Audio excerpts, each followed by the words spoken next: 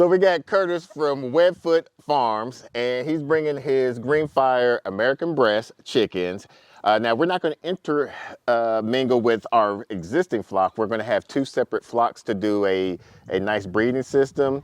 And he's going to tell us a little bit about biosecurity and how to enter, if we do happen to intermingle with our flocks, about how to go about that, precautions and safeties and things of that nature. You guys are MPIP and I'm also MPIP. This part of the biosecurity aspect is 100%, on board and on book. If y'all were MPIP and I wasn't, then this couldn't even happen. Yeah. So just staying within the regulations of the MPIP guidelines and what the state of Texas has. This is one of the major aspects of the biosecurity process, and making sure that everything is legit. So what we're going to do is we're going to put these in the pen and allow them to stay in there for about, what you say, about 2 to 3 days? Yeah, when you're putting them in the tractor, just so they know where they're going to go and where home is, anywhere from 3 to 5 days. And then just a general rule of thumb as far as quarantine would be 30 days at minimum. And that'll give you a chance to see, because, yeah. Just moving birds is stressful, so they might not be sick in my place, but just the stress of the move could bring some underlying, condition out that you can watch for. So that way you're not introducing that into your flock. All right. And you actually did a treatment, right? Can you say before you brought them what you did? Yeah, so before I brought them, there's one rooster in here. He's a little gargly. So, Not that one. Not that one. He's had his treatment of LA-200, which is an injectable antibiotic. So I gave it to him the first day. It's 1 cc in the breast, and then he had it 3 days later. So. Okay. White thing. The Greenfires have the really white blue earlobes.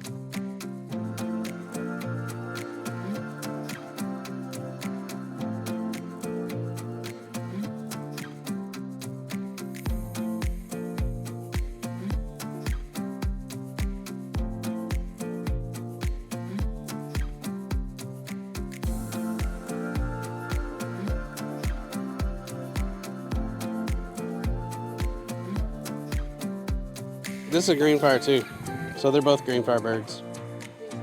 Okay. Yep.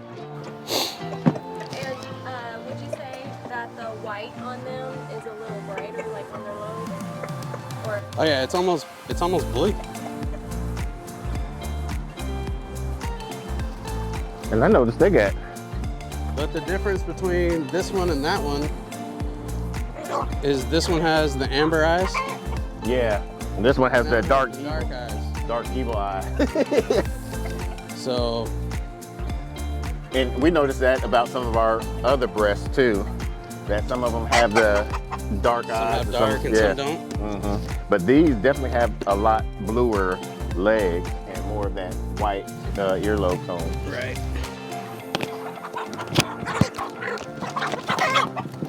Hey, she's all right.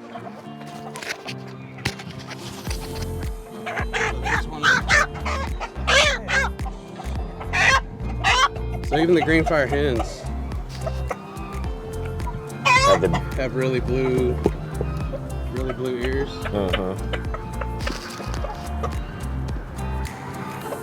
But yeah, I mean, their legs were dark from like 5 days after they hatched. Yeah. Oh, 5 days? Because ours was like about the 4th or 5th week it was like that. Yeah, they were blue from the beginning. Oh, I guess y'all just gonna automatically go in there. Cool. All right, that's it. Yeah. That's you. Oh, it's off my. Oh, clamp. So let's go grab them some food and some water. All right, so tell me what you got here. All right, so just the general treatments that we have and the medications we have for our flocks. And I'm not a vet, so don't take any of this. Take it all with a grain of salt. Do what you want to with it. We use ivermectin. It's the pour-on. You can get it at Tractor Supply, any of your farm stores. This is a 6-month treatment, so it's good for if you notice mites or lice. If you notice any worms, like in their poop, which is a little different for y'all since y'all move tractors. This is more for static coops and, just the permanent structures. That's where you'll get, the mites will get in the crevices, all that. So that's a real easy treatment.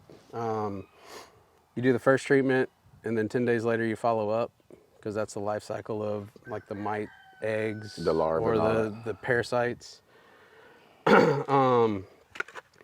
This is the LA200 antibiotic, which we've already given one of the birds out there. Same thing, Tractor Supply. Any of your farm stores should carry that.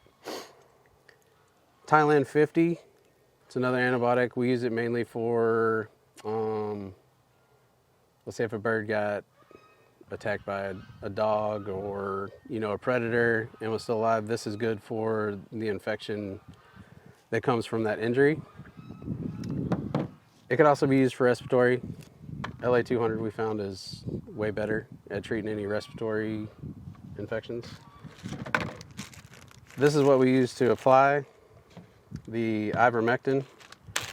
And we'll go over it in just a minute. It's just contact solution bottle and a dropper. You put 1 drop on the back of the neck, 1 under each wing, and then 2 above the vent. And that's for This is for the mites and the internal parasites. Okay. And you could get that where at? Any farm store. Okay. Any farm store will have it. And how often should we add this, or how often would you add this, I should say? We use ivermectin in our flock because we do have a static coop. We use it every 6 months. Okay. Okay. And it could be mainly just a preventative, but it's a lot easier to prevent mites and lice than to try to eradicate them once they're in your flock. So we're just on a 6-month schedule, and we go from there. Now on the ivermectin, because this is a meat breed, these are going to be your breeders, so it's not that big of an issue. But let's say you had grow outs, and at 12 weeks, you noticed you had mites, right? It has a 10-day withdrawal period for eggs, and it's a 30-day withdrawal for meat. Okay. So if you're at 12 weeks, at 16 weeks, it's out of the system. Okay. So just something you should keep in mind. And then we just trim nails. Really? Trim nails. It's muddy. It's gross. The nails get long. So we just keep them to where they're walking right. It avoids a lot of bumblefoot. If you've had any bumblefoot, because they can actually walk the way they should. Keeps toes from twisting. So Okay. that's pretty much it. I was just talking with the missus, and that's good information, because we're going to eventually put our American Bresse in static coops, since they're basically breeders. Now they're grow-outs, we will do a rotational graze, but other than that, that's good to know that we have the precautions that we have to look out for and do. So this video will be a good feedback for when we actually do our stationary coops. The most important process is the quarantine. 30 days minimum. It can sound like a pain or something that's not useful or something. A lot of people skip the step, right? So by keeping them quarantined for 30 days, you ensure that you're not bringing an illness from somewhere else and integrating it into your flock. And instead of treating the illness for the new birds that you brought in, now you're treating your entire flock. So if you brought in 6 birds, you could treat 6. But if you brought them in and you have 40 birds, now you're treating 46. So that's step number 1, the most important part of the process. And it gives you time to know the birds, like we just did the last ivermectin treatment. You can look them over. And if that's something you need to do, then that's perfect, because you can do it while they're in quarantine and you don't have to worry about anything else. So But yeah, quarantine is the number one step. If you're interested in putting some new chicks into your existing flocks, make sure you comment down below and let us know some of your experiences. All right, Kurt, what do you got going on in the near future with you? I mean, right now we have, of course, we have the exhibition Cayugas and the exhibition Welsh Harlequins. Those are both currently on a waiting list. So if that's something you're interested in, definitely find us on Facebook. I'm pretty sure you guys will put a link in the description We'll below. put it down below. But with the chicken craze and the chick craze and just the way everything's going right now, we're trying to keep it more old school, not trying to take advantage and boost our prices and make the experience worse than it needs to be.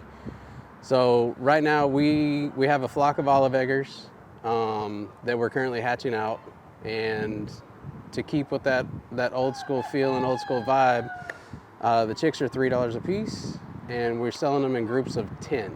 So it's a great starter kit.